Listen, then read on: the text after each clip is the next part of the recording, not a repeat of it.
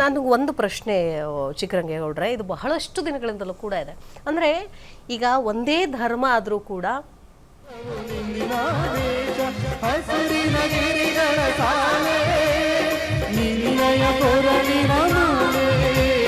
ಕಪಿಲ ಪತಂಜಲ ಗೌತಮ ಭಾರತ ಜನನಿಯ ತನುಜಾತೆ ಶಂಕರ ರಮನುಜ ವಿದ್ಯಾರಣ್ಯ ಬಸವೇಶ್ವರ ಮಧ್ವರ ದಿವ್ಯಾರಣ್ಯ ರಂಗ ಷಡಕ್ಷರಿ ಪುಣ್ಯ ಪಂಪಲ ಕುವಿ ಬದಿಗಣ್ಯ ಕುಮಾರ ವ್ಯಾಸರ ಮಂಗಳ ಕವಿ ಕೌಗಿಗಳ ಪುಣ್ಯಾರಾಮ ರಾಮಾನಂದ ಕಬೀರನ ಭಾರತ ಜನನಿಯ ತನುಜಾತೆ ತೈಲ ಪವೈಸನ ರಾಣಿದ ನಾಡು ಕಂಕಣ ಜಗನರ ಜಂಜಿನ ಬೀಡೆ ಕೃಷ್ಣ ಶರಾವತಿ ತುಂಗ ಕಾವೇರಿಯವರ ರಂಗ ಚೈತನ್ಯ ಪರಮಹಂಸ ವಿವೇಕನ ಭಾರತ ಜನನಿಯ ತನುಜಾತೆ ಸರ್ವ ಜನಾಗತ ಶಾಂತಿಯ ತೋಟ ರಸಿಕರ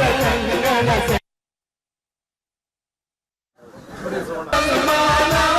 ಪಾರಸಿಕ ಜೈನ ವಿಜ್ಞಾನ ಜನಗಣ ಓಡುವ ದೊರೆಗಳ ಧಾಮ ಕಾಯಕ ವೈಣಿಕರ ರಾಮ ಕನ್ನಡ ನುಡಿ ಕುಣಿದಾಡುವ ದೇಹ ಕನ್ನಡ ತಾಯಿಯ ಮಕ್ಕಳ ದೇಹ ಭಾರತ ಜನನಿಯ ತನುಜಾತೆ ಜಯ ಹೇ ಕರ್ನಾಟಕ ಮಾತೆ ಜಯ ಹೇ ಕರ್ನಾಟಕ ಮಾತೆ ಜಯ.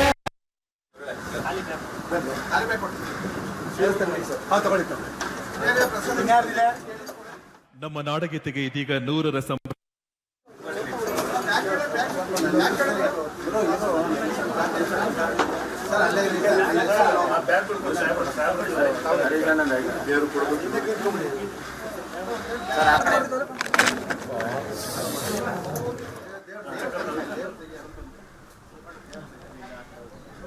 ಕ್ಷಣಗಣನೆ ಆರಂಭ ಆಗಿದೆ. ವೇದಿಕೆ ಕಾರ್ಯಕ್ರಮ ಕೂಡ ಈಗಾಗಲೇ ಆರಂಭ ಆಗಿದೆ. ನಾಡಗೀತೆಯ ಮೂಲಕ ಈ ಕಾರ್ಯಕ್ರಮ ಆರಂಭ ಆಗಿದೆ. ಇನ್ನೇನು ಕೆಲವೇ ಕ್ಷಣಗಳಲ್ಲಿ ಉದ್ಘಾಟನೆ ಕೂಡ ಆಗುತ್ತೆ ಅನ್ನೋದು.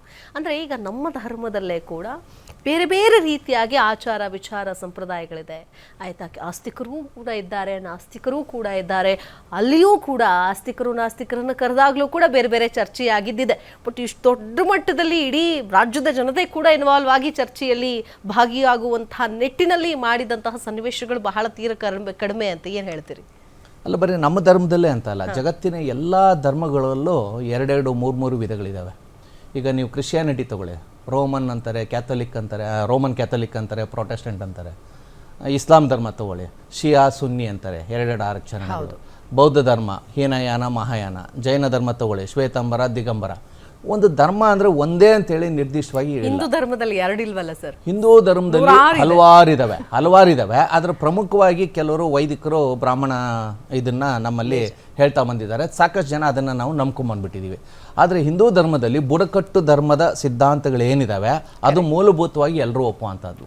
ಮತ್ತು ಬಹುತೇಕ ನಮ್ಮ ಎಲ್ಲ ಸಂಪ್ರದಾಯಗಳಿಗೆ ಮೂಲ ಹುಡ್ಕೊಂಡು ಹೋಗ್ಬಿಟ್ರೆ ನಮಗೆ ಸಿಗೋದೇ ಬುಡಕಟ್ಟು ಸಂಪ್ರದಾಯದಲ್ಲಿ.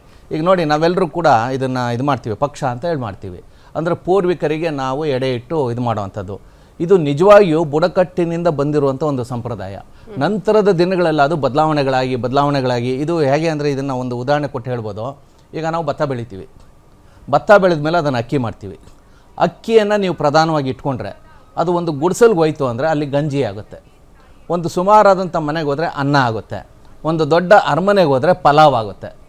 ಇನ್ನೂ ಸ್ವಲ್ಪ ಬೇರೆ ಮಟ್ಟಕ್ಕೆ ಹೋದರೆ ಪಾಯಸ ಆಗುತ್ತೆ. ಅಂದರೆ ಮೂಲ ಧಾತು ಯಾವುದು? ಅಕ್ಕಿ. ಹಾಗೆ ಕೆಲವೊಂದು ಆಚರಣೆಗಳೇನು ಧಾರ್ಮಿಕವಾಗಿ ನಾವು ಆಚರಣೆ ಮಾಡ್ತೀವಲ್ಲ, ಅದೆಲ್ಲ ಮೂಲ ಧಾತು ಹುಡುಕೊಂಡು ಹೋಗ್ಬಿಟ್ರೆ ಎಲ್ಲ ನಮ್ಮ ಬುಡಕಟ್ಟು ಜನಾಂಗದಲ್ಲಿ ಹೋಗಿ ನಿಲ್ಲುವಂಥದ್ದು. ಮತ್ತು ಭಾರತದಲ್ಲಿ ಹಲವಾರು ಬುಡಕಟ್ಟಿದ್ದಾವೆ. ಅದು ಯಾಕೆಂದರೆ ವಿಸ್ತಾರವಾದಂಥ ದೇಶ. ಮತ್ತು ಈ ಬುಡಕಟ್ಟಿಗೆ ಹೀಗೆ ಇಂಥ ನಿರ್ದಿಷ್ಟವಾಗಿ ಹೀಗೆ ಇತ್ತು ಅಂತಲೇ ಹೇಳಕ್ಕೆ ಬರೋಲ್ಲ. ಅವೆಲ್ಲ ಸಂಶೋಧನೆಗಳು ನಡೀತಾ ಇದ್ದಾವೆ. ಹೀಗಾಗಿ ಹಲವು ರೀತಿಯ ಅಭಿಪ್ರಾಯ ಭಿನ್ನಾಭಿಪ್ರಾಯ ಇದ್ದರೂ ಕೂಡ ಒಂದು ಏಕತೆ ಅನ್ನೋದಿದೆ. ಆ ಏಕತೆ ಅನ್ನೋದಿದೆಯಲ್ಲ, ವಿವಿಧತೆಯಲ್ಲಿ ಏಕತೆ ಅಂತ ನಾವು ಕರಿತೀವಿ. ಆ ಏಕತೆಯನ್ನು ನಾವು ಅನುಸರಿಸ್ಕೊಂಡು ಹೋಗ್ತಾ ಇದ್ದೀವಿ. ಈಗ ಚಾಮುಂಡೇಶ್ವರಿ ಬೆಟ್ಟಕ್ಕೆ ಬಂದರು, ಅಲ್ಲಿ ಚಾಮುಂಡಿಯ ಒಂದು ಇದನ್ನೇನು ಭಸ್ಮ ಹಾಕೋಬೇಕು ಅಂತ ಹೇಳ್ತಾರೆ. ಶಿವನ ಅನುಯಾಯಿಗಳೆಲ್ಲರೂ ಭಸ್ಮಧಾರಿಗಳಾಗ್ತಾರೆ. ಅದೇ ವಿಷ್ಣುವಿನ ಅನುಯಾಯಿಗಳೆಲ್ಲರೂ 3 ನಾಮ, ಅದನ್ನು ಪಂಗನಾಮ ಅಂದರೆ ಬೇರೆ ರೀತಿಯಲ್ಲಿ ಕೆಲವರು ಅದನ್ನು ಆಸೀವಾಗಿ ತೊಗೊಳ್ತಾರೆ, ಅದಲ್ಲ, ಅದು ಒಂದು ಇದನ್ನು ಪಂಗ ಅನ್ನುವಂಥ ಇದರಿಂದ ಅದನ್ನು ತೆಗಿತಾರೆ. ಆ 3 ನಾಮವನ್ನು ಹಾಕೊಳ್ಳೋದ್ರಲ್ಲೂ ಕೂಡ 2 ಥರ ಇದೆ. ಒಂದು, ಕೆಲವರು ಇಂಗ್ಲಿಷ್ ಅಕ್ಷರದ ವೈ ಟೈಪಲ್ಲಿ ಹಾಕೊಂಡ್ರೆ, ಇನ್ನು ಕೆಲವರು ಇಂಗ್ಲಿಷ್ ಅಕ್ಷರದ ಯು ಟೈಪಲ್ಲಿ ಹಾಕೊಂಡ್ರೆ. ಹೀಗೆ ಹಲವಾರು ಏನು ಹೇಳ್ತೀವಿ ವಿವಿಧತೆ ನಮ್ಮಲ್ಲಿದ್ದಾವೆ. ಇದೆಲ್ಲದಕ್ಕೂ ಹೊಂದ್ಕೊಂಡು ನಾವು ಹೋಗಿದ್ದೀವಿ.